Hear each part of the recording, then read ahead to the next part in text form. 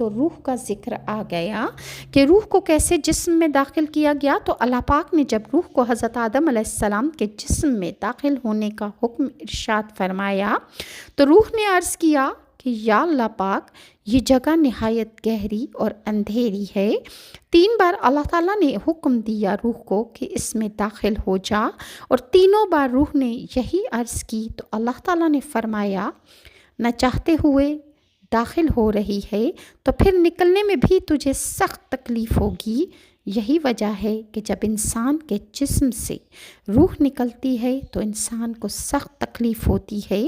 اس کا ذکر تفسیر روح البیان میں بھی ہے۔ لہٰذا سب سے پہلے روح سر مبارک میں داخل ہوئی تو حضرت آدم علیہ السلام کو چھینک آئی۔ اللہ تعالیٰ نے آپ کے دل میں الحمدللہ کہنے کا الہام فرما دیا تو حضرت آدم علیہ السلام نے الحمدللہ پڑھا۔ اسی پر خود اللہ تعالیٰ نے یرحمک اللہ فرمایا۔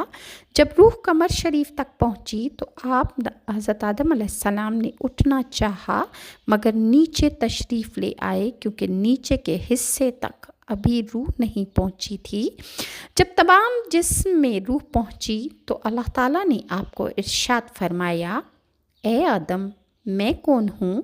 حضرت آدم علیہ السلام نے ارشاد فرمایا کہ تو اللہ ہے، تیرے سوا کوئی عبادت کے لائق نہیں۔ تو اللہ تعالیٰ نے ارشاد فرمایا تم نے صحیح کہا۔ اس کا ذکر ترمذی شریف میں بھی ہے کہ اللہ تعالیٰ نے آپ کو ارشاد فرمایا، اے آدم فرشتوں کی اس بیٹھی ہوئی جماعت کے پاس جاؤ اور ان سے کہو السلام علیکم۔ چنانچہ حضرت آدم نے السلام علیکم کہا تو فرشتوں نے جواب دیا وعلیکم السلام ورحمۃ اللہ وبرکاتہ۔ پھر حضرت آدم علیہ السلام اللہ پاک کی بارگاہ میں واپس حاضر ہوئے تو اللہ نے ارشاد فرمایا یہ تمہارا اور تمہاری اولاد کا آپس میں سلام ہے۔